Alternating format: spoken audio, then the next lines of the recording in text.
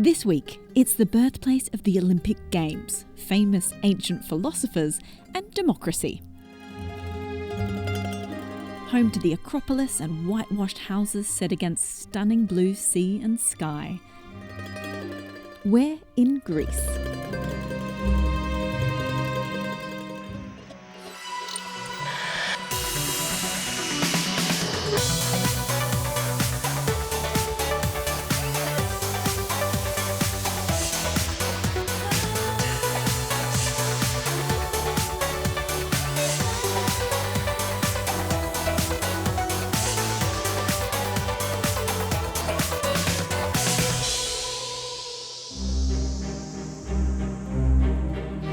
Greece, a firm favourite with package holiday and culture lovers alike.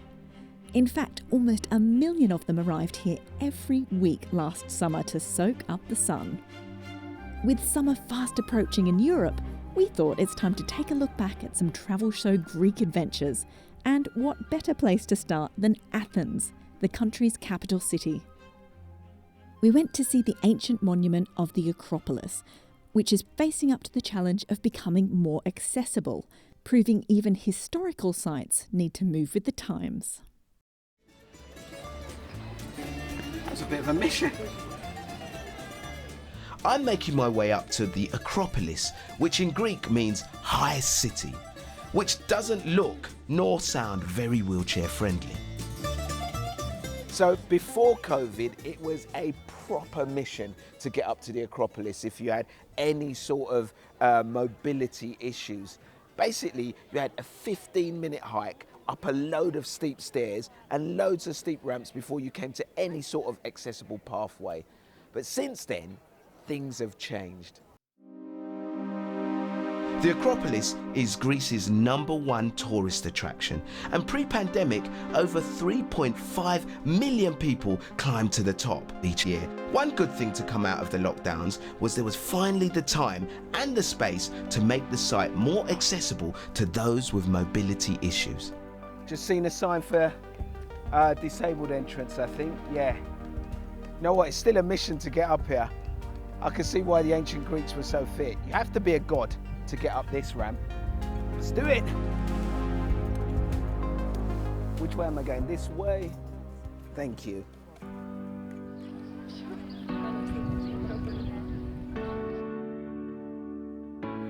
Remember when I said it was a 15-minute hike up some stairs to get to the Acropolis?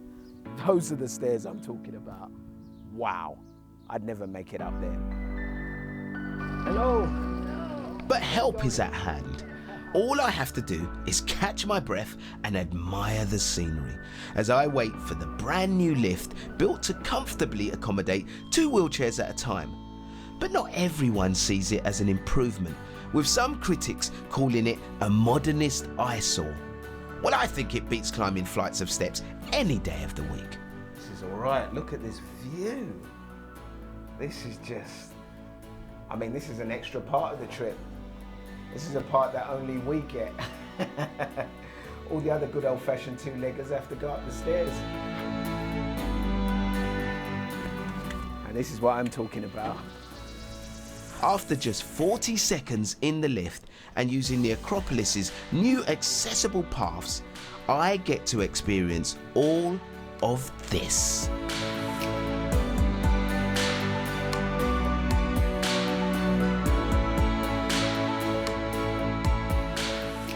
The Acropolis has a long history, and over its time it's been used as a fortress, a mosque, and it's even been blown up. But its headliner has got to be the Parthenon, a temple dedicated to the ancient Greek goddess Athena, who gave the city of Athens its name. Wow, I have never been so happy to see concrete. That is amazing. I've actually been here before, and the last time I was here, this was all rough and gravelly and really hard to push along. But now I get to experience the Acropolis, and I get this wonderful view of the Parthenon. This is brilliant. I want to take these concrete slabs home. But improvements is not a word some would use when describing the work carried out at the site. Not everyone is happy with the renovations that have gone on here at the Acropolis. You know, some people have complained about the concrete slabs being laid down, saying that it's hiding the original features of the Acropolis and even wounding the stone here. But I've been told that these slabs can be raised and you'll still have the original features. And actually, look, this is some of the original stone and it's smooth anyway. Rival historians claim the work carried out is a means to get more tourists to visit and is disrespectful to the site's diverse past. I'm heading down to the Acropolis Museum to meet a man who knows a thing or two about ancient history, and he believes the ancient Greeks themselves would have been okay with this upgrade.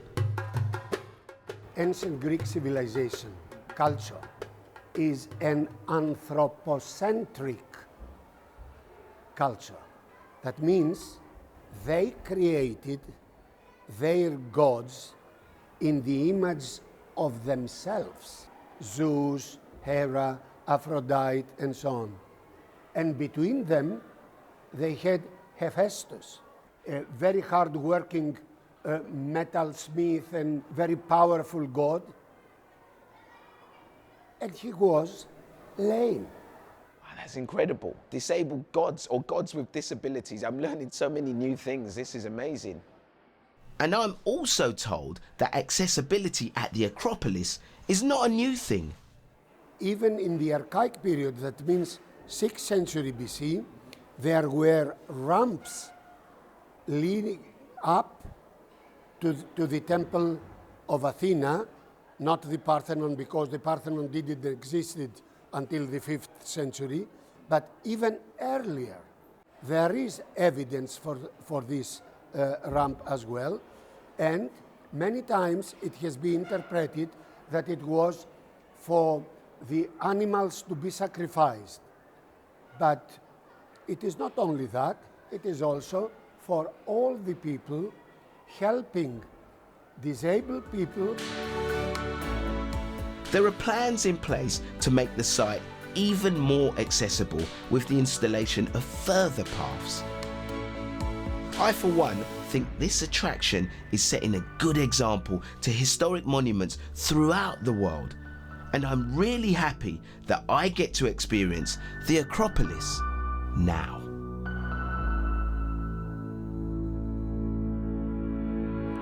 Amazing work, allowing everyone to enjoy the Acropolis. And if you're going, the National Archaeological Museum in Athens is also fully accessible and contains one of the world's top collections of Greek antiquities. Now, the harbours around Greece can be full of super yachts and cruise ships, but this life-size replica of a 5th century BC warship Olympias is the only one of its kind in the world. A few years ago, I was lucky enough to jump on board and head out to sea. This amazing looking galley belongs to the Greek Navy, and every year groups of very lucky people get to go aboard and actually row just like ancient Athenians did. This year, I'm one of those lucky people, so I better get ready. I think it's going to be quite hard work. It took 20 years of passionate research to work out a design for this trireme, as no remains of the wooden boats could be found.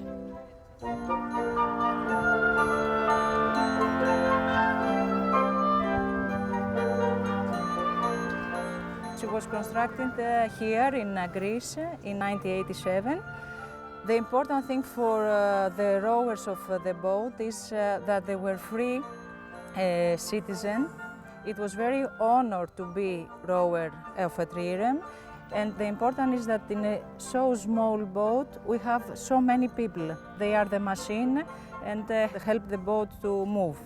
I think it sounds like a fantastic lot of fun and hard work. Yes. So yes. would you maybe show me how to do it? Yes, of course. Wow! Look at this. Oh, this is amazing. This is the naval way to go down in the wilderness there. The ship carries 2 small sails, but just like in ancient times, most of the propulsion comes from the 170 oarsmen staggered over 3 levels under the deck. quite tight in here, isn't it? Yes. As I told you. Oh, right. You sit So here, sit you put here. your feet there. So you sit here. Yes, what's yes. the technique for? Yes, the technique must be like that. So you lift it up out Yes. of the water. 1, 2. Yes, yes, yes. Ένα in Greek, 2. Two. I think I'm going to have very good abs Yes, after yes, this. yes, yes. And I will give you the orders. Yes, absolutely. Thank you so So much. you're welcome.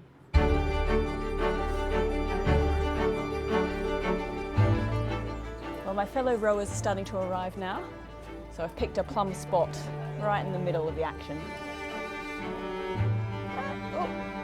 Oh. Ready for ramming speed.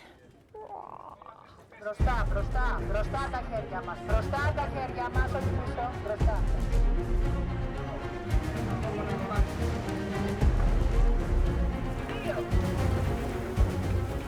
Reaching speeds of about 9 knots or 17 kilometres an hour, this boat was considered pretty quick in its time. 1, 2. 1, 2. And its manoeuvrability won Athens some decisive victories at sea. The bronze ram served as the main weapon to puncture the hulls of enemy ships and to sink them. We get a break every so often.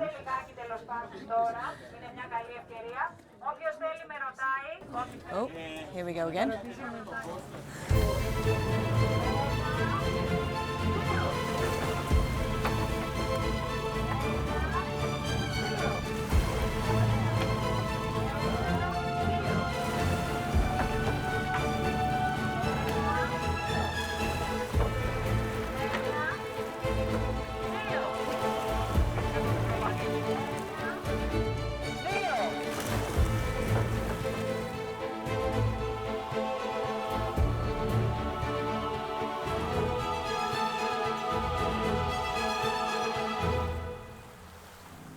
Looking around, it's almost impossible to imagine what this must have been like for the people who originally rowed these kinds of boats. I mean, to be in battle, 3 layers of different people all sweating and trying to ram another boat in the open sea. I mean, it's unimaginable given how pleasant and lovely this is today.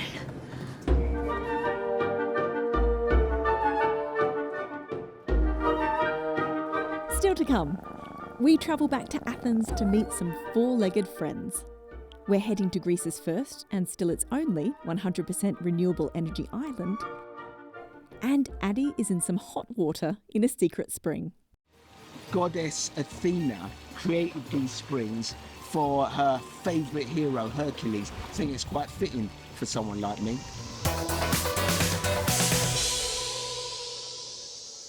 Now, these wandering stray felines are a common sight in the streets of Greece.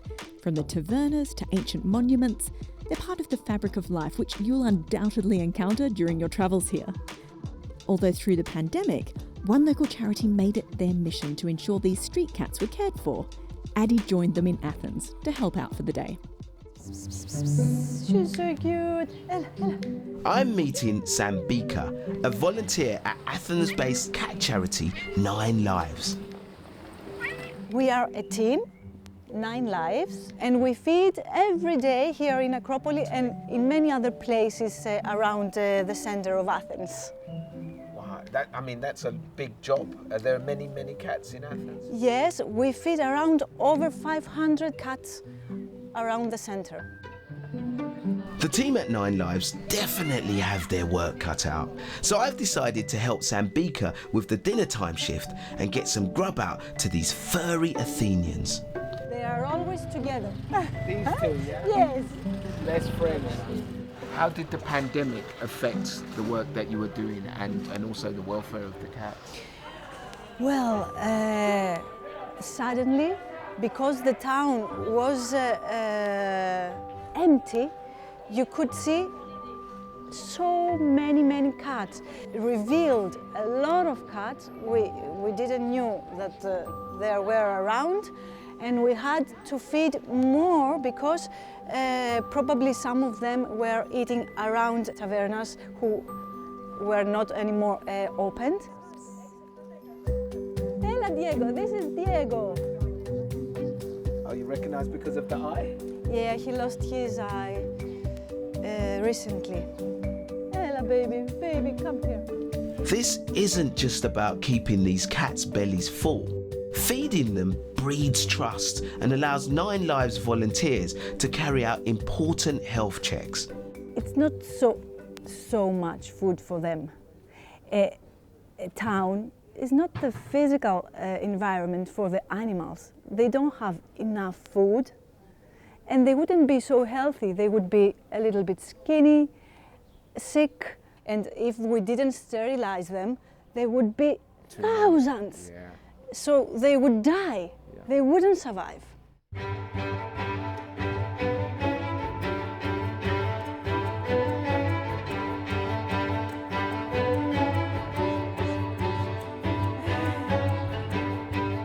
No tourists meant no tavernas. And if it wasn't for volunteers, these guys would have gone hungry. But as Athens opens up again, should we all be sharing our meals with the local cats? Okay, they can give them a treat as far as not problem for the owner. I do it also when I eat in a tavern. Animals mustn't eat actually our food. And sometimes it can be dangerous for them because usually they give the bones of the fish. I always carry now with me cat food, so I don't have to take from my plate and give to the animals if I am outside. I have something always. Right, next time I'm in Athens, I'll be packing cat biscuits for sure.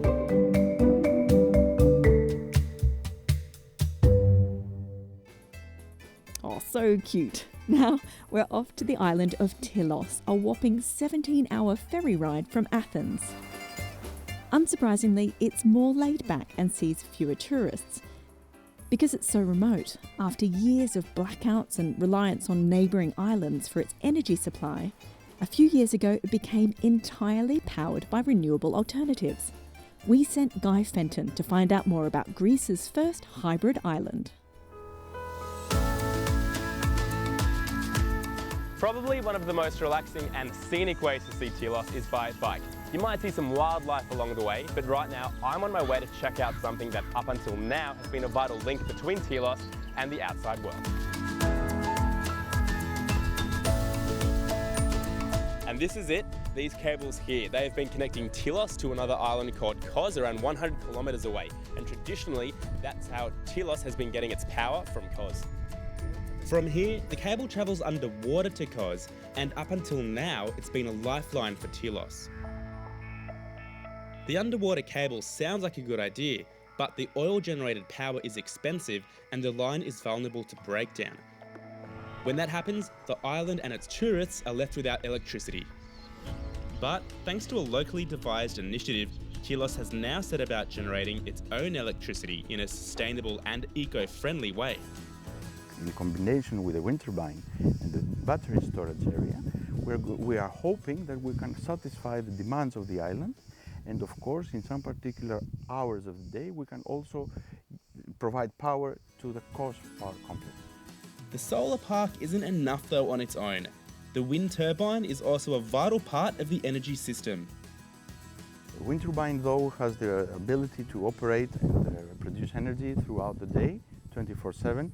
So this means that comprising both energy sources and also storing medium or short-term storing energy in the battery will provide us a full operational power station.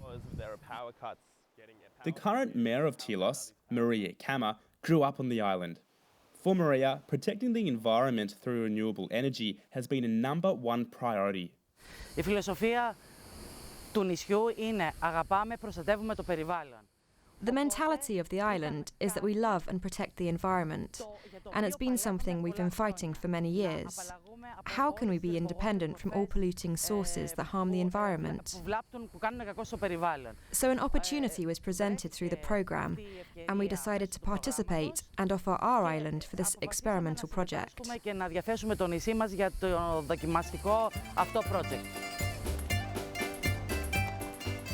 Nobody here is suggesting that this scheme can be replicated across all of the Greek islands.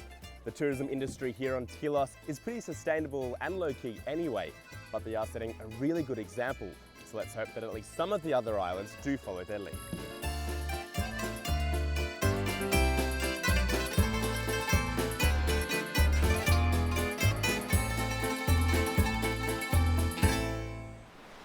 Well, that's almost it for this week.